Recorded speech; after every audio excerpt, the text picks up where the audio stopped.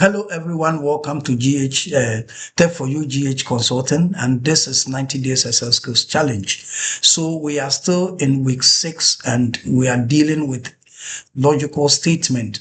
And the one in week 6, we looked at the logical statement that turns true or false, and the 2, we looked at if statement have to wrap the logical statement in an if statement and determine values for the true and determine values for the false.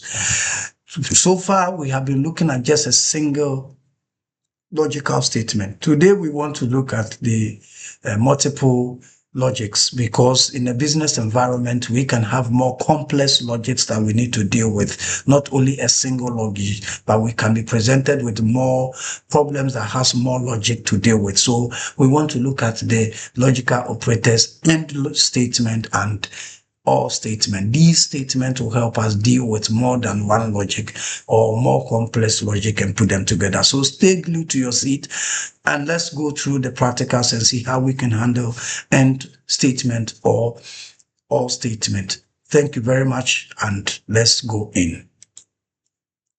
Okay, so welcome to today's 28th day of our challenge. We are looking at the logical operators end and or statement. And the concept here is that these functions sit inside the if statement. So we need the if statements to help these functions to also help us automate the value of true or false. Yes. And to help Excel check more than one thing at a time. So the end function statement is that it returns true if all logical conditions that are put in the end statement are met. If all logical conditions are met, the results will be true.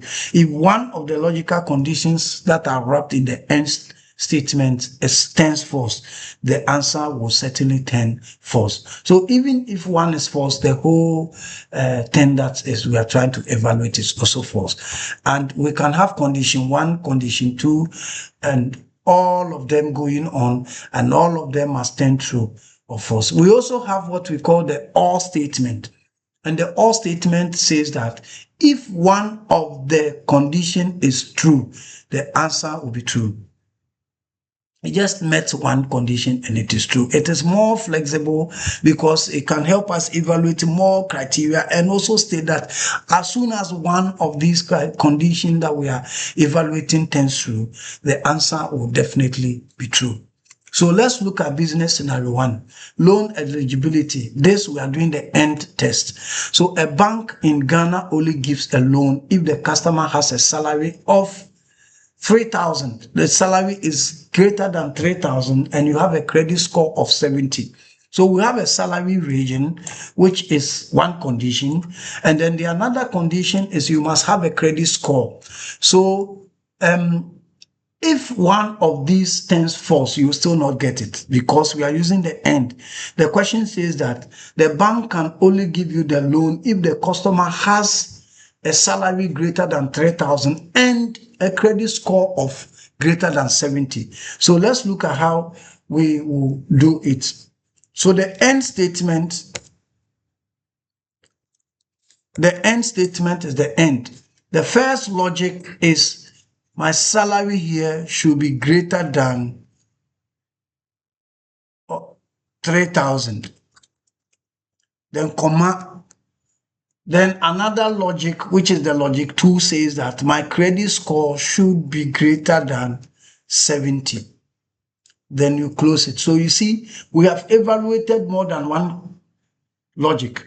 The first logic is on the salary, which should be greater than 300. And then the second logic is on the credit score, which should be greater than 70. If one of these turns false, the answer will certainly be false. All these conditions must turn true before the end condition will give us true. So let's hit enter. So we see that the 4,500 is greater than 3,000 and 85 is greater than 70. So the value is true. When we copy it down, we see that 5,000 is greater than 3,000. So that is true. But 50 is less than 70. which is false. So the answer is false. Like I told you, with the end statement, all the logic that we are testing must stand true before the answer will be true. So the next one, 2,000 is less than 3,000, but 90 is greater than 70. But because 2,000 does not meet the criteria, then we are using the end. It also gives us false. That is how the end condition is. The end condition, one of the conditions must, all the conditions must be true before the answer will be true. If not, all of them will give us false.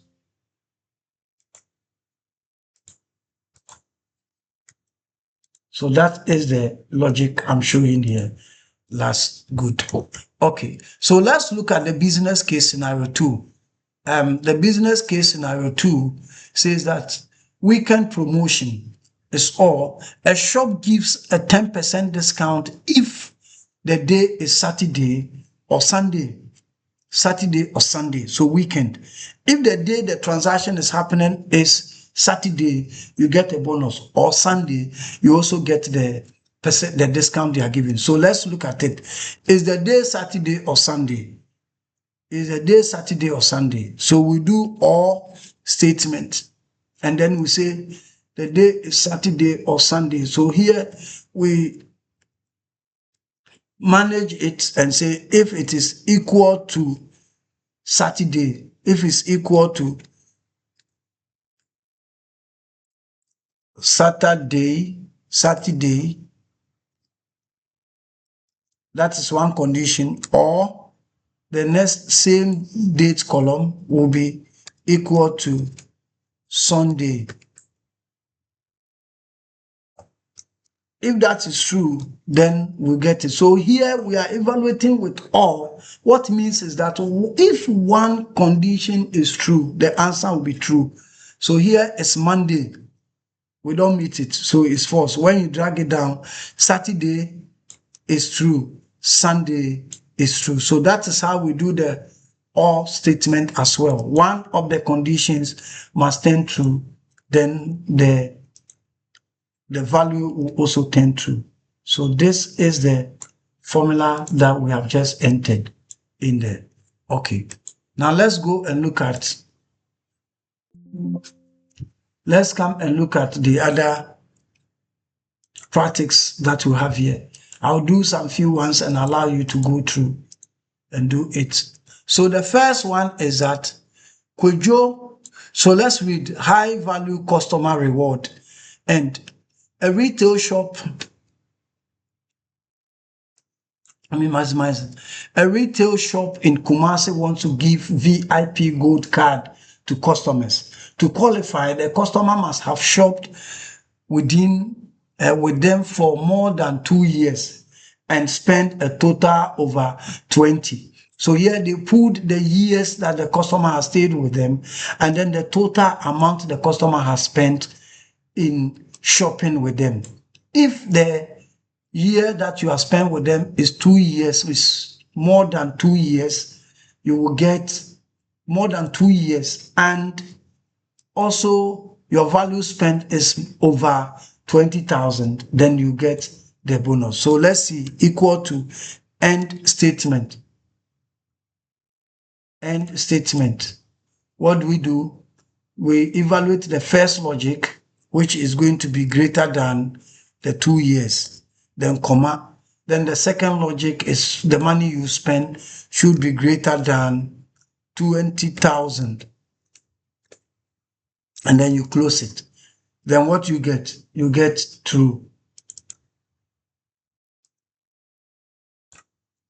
You get true because 3 years is greater than 5 years and 25,000 is greater than 20,000. That is why we have true. So let's copy the same logic and send it down. So 1 is less than 2 years, but 40,000 is greater than 20,000, but still you get false because we are doing and both conditions must stand true before the results will be true. 5 years is greater than 2 years, but 15,000 is less than 20,000. So we get false, which is low spend. So that is how the end condition is. Now let's look at this one too here multiple payment, or a pharmacy wants to encourage digital payment. So they offer 5% discount if the customer pays via mobile money or Visa card. If they pay cash, they get no discount. So the payment terms here is mobile money or Visa. So let's do X equal to, do they get cash? So we say all statement. Then here is the payment method is equal to mobile money.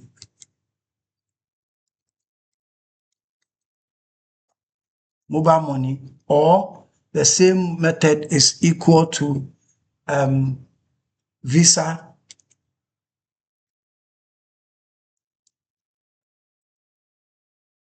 If it gets mobile money, it will be true. If you get Visa, it will be true. If you get any other thing, it will be false. So this is mobile money, that's true. And then this is cash, which is false. And then this is Visa, which is true. So what it means is that those who are paying through mobile money and Visa are getting the 5% discount. So now let's look at other scenarios again. So the cold storage warehouse, a cold storage warehouse in Tema monitors temperature and humidity. So an alarm should trigger if the temperature is greater than 5 degrees Celsius or the humidity is also greater than 60%. So we have the temperature and then we have the humidity recordings. If any of these meets the condition, the alarm should blow. So in which sensor would alarm blow based on the figures that have been recorded here? Let's quickly look at it. So the first one is all statement. 3 should be greater than 5. 3 should be greater than 5, and 45 should be greater than 60%.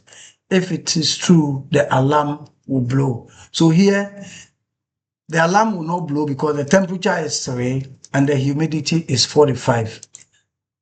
So we copy and send it down. Here, the temperature is 6, which is greater than 5. So the alarm will blow, but the humidity is less than 60. Still, the alarm will blow because one of the conditions is true. Now here, the temperature, the sensor C, the temperature is 4, which is less than the 5 degrees Celsius, and the humidity is 675, which is greater than 60%, and therefore the alarm will blow. So this is how we used to turn it. And when you understand this basic logic, you are able to automate a lot of things in Excel. We want you to go through all the practical sessions, keep practicing, keep reading, keep watching the video till you get the better understanding. Remember, this is 90 days Excel skills mastery challenge, and our objective is to be able to kill all your Excel fears and to make you more powerful in the environment that you are working. Keep learning one step at a time, one function at a time, and after the 90 days, you will never be the same. Your skills will rise and you'll be much more efficient in any work that you do. Please, if you have not subscribed to this channel, please do so, and also hit the bell so that when we send any video, you'll be the first person to see. Thank you very much for following the challenge, and let's see you in another video. Thank you.